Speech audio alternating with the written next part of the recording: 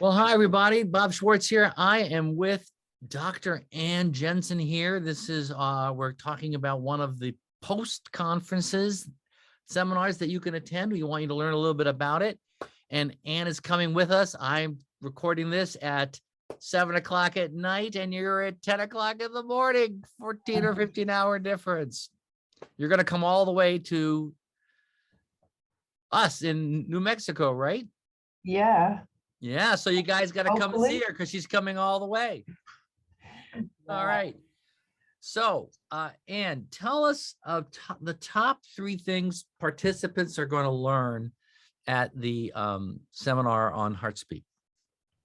Well, the first thing is how to feel and how to feel at the drop of a hat. I teach, it's really important for HeartSpeak to be able to feel rather than think. So I use the paradigm that there's 2 minds, a feeling mind and a thinking mind.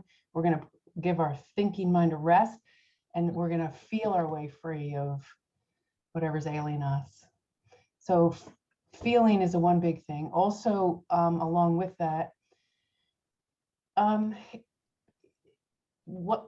example, I'm going to be teaching some things that might be contrary to the typical process that psychology patients might go through, psychology clients. For example, we don't do a lot of talking in HeartSpeak.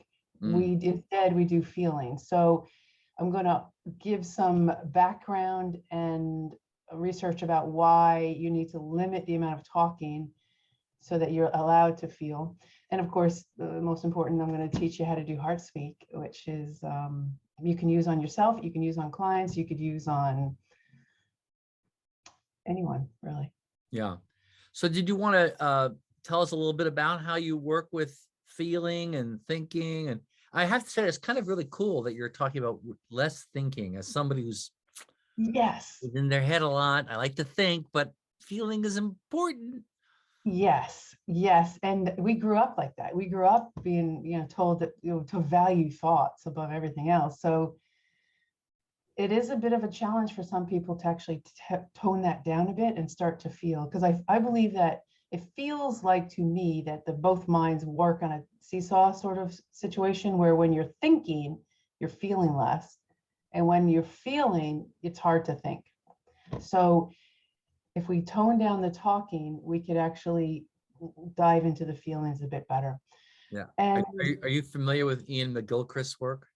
no, what's he done? Well, he does this whole left-right brain thing about the left brain is the talking, and the right brain is much more feeling. He's a really interesting guy out of England. Yeah. Okay, cool. No, I don't think that it's as easy as left and right brain. That's why I use the word mind. Yeah. But it's not actually it's from Dan Goleman's book, Emotional Intelligence. So Sure. I use his paradigm there. It seems to work. Yeah. So anyway, you were saying about some of the stuff in HeartSpeak that people are going to learn. All right. So some people will come in and they'll have a lot of feelings they don't know what to do with. And some people have a history of trauma, and some people, have a history of abuse. So HeartSpeak is ideal for these type of people, because we're not going to just ask them to think about that situation, but it is going to be there out. And what we're going to do is we're going to focus over here, grab a feeling, and make that whole situation feel a lot less without actually attacking it directly. So that is one of the questions I get asked a lot at ASEP conferences and other psychology conferences is this going to re-trigger me, re-traumatize a client?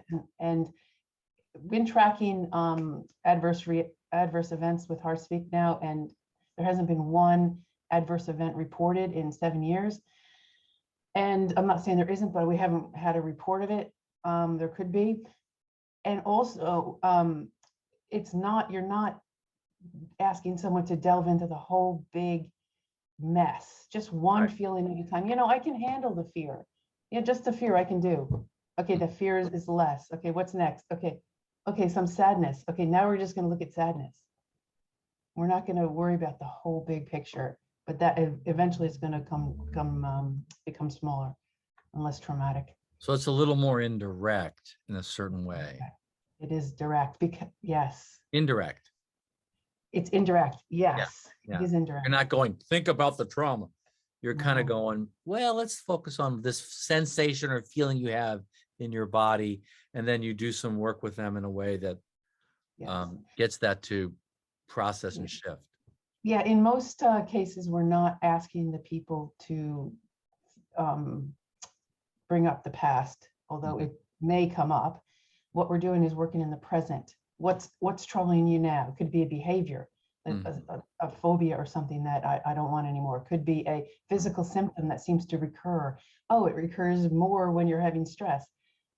Perfect for HeartSpeak. Or it could be a feeling symptom. I'm just feeling down. So, but all of that could be related to past trauma, but we're not going to go after the trauma. We're going after the current symptoms. That makes sense? Yeah, no, totally makes sense. So it helped. So the one of the takeaways I'm hearing is that this approach is really nice if you want to work with somebody seemingly in the present. That's what but I'm also, you didn't quite say it, but I'm gathering that you're saying you're focusing on the present, but things are changing underneath, so to Yes. speak. And what's interesting to note is that Dan Goleman says it too in his appendix of emotional intelligence, is that the feeling mind is timeless. It doesn't get that happened in the past. Right. So it will be playing those recordings over and over again, but you may be reacting to things that are going on now. It's the same old patterns. So we work in the present primarily. Great. Yeah. So I wonder, is there, do you have a story that captures the essence of why this training matters? Sure. I have a lot of stories. I'm going to choose I'm going to force you to choose one. Yeah. Oh, choose one. Okay. Well, one thing that comes to mind is this is an example of someone suffering for 30 years. She was actually the mother of a client that I worked with extensively, and he had booked his session, and he said, he brought his mom and said, look, I don't want my session. I'd like you to work with mom. I said, what's going on? And apparently mom had lost her mother 30 years ago. And for 30 years, every time she thought of mom, she cried. And there is nothing wrong with going through grief. I mean, that is a natural process, part of humans, but 30 years, I think, is maybe too long. Yeah. So yeah. So we just did a very gentle session on bring mom to mind, and I'd muscle test for stress, and there'd be stress. And then we do that one little clearing, and then bring mom to mind again and muscle test for stress, and there'd be more stress. And by the end of the 30-minute session, when she brought her mother to mind, there was no more stress according to the muscle test. So I sent her home, and about 18 months later, the son came in for a session and said, come on up. This was in Ireland. And come on up to the farm. We're having a big party. It's Mother's Day. It's a birthday and maybe like a communion or something like that. So all these people are going to be there. And finally I could go up to the farm, and I went up there, and of course mom was there. And I said, oh, how's it going? She said, oh, I must thank you, because now I can bring mother to mind, and I don't cry, and I don't feel upset. I can remember the happy times. So that's a win. And it can be translated into any painful memory. HeartSpeak is wonderful at helping people diffuse painful memories, and we all have them. If you're human, we have them. Yeah. So it sounds very empowering. It is very empowering, and it's very simple and quick. You don't have to get into the nitty-gritty with people about, what happened when you were 7 or whatever. Yeah. So I'm wondering, sounds like we might be able to do this. Is there like a 1 or 2 minute experience that people watching could go through, or 3 minute that might give them a bit of a felt sense? Yeah. Yes, of course. Now I like to work with physical, I'm a psychologist, I'm also a chiropractor. So I like to start with a physical symptom. Right. So I ask people to start with pain or a stiffness. So if you don't have any overt All pain right. at the moment, I turn your got head right. stiffness. I got some stiffness in my neck. Yeah, okay, turn right and left and see, let's see how, yeah, Yeah. yeah, it's quite stiff. And if you're watching at home, you can actually do this as too. Just turn your head right and left and make a note, touch where you're feeling this, the block or the restriction. Yeah. Mhm. All right. And we're just going to start picking it apart. And we're going to find one emotion in there.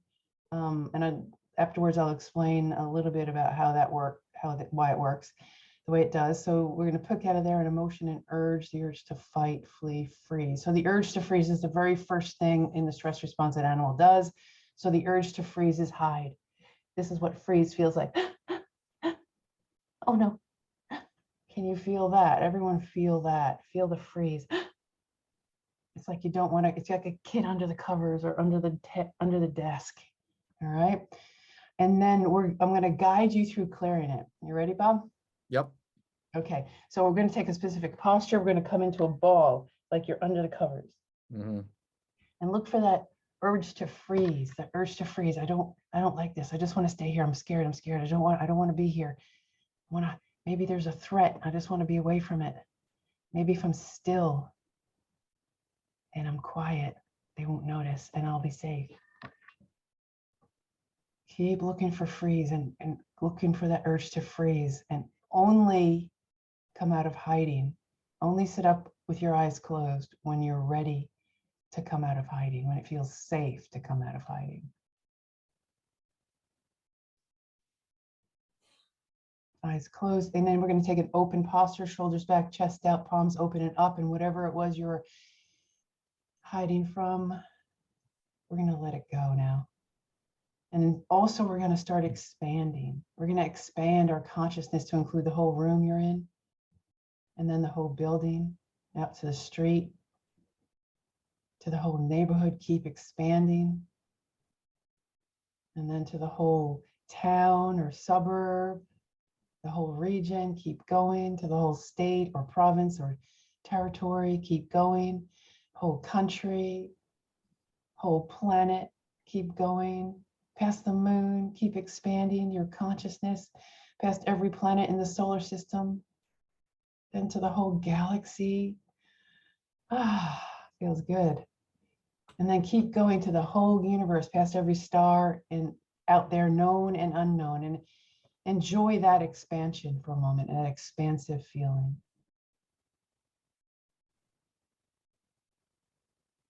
Enjoy it out there for a moment before opening your eyes.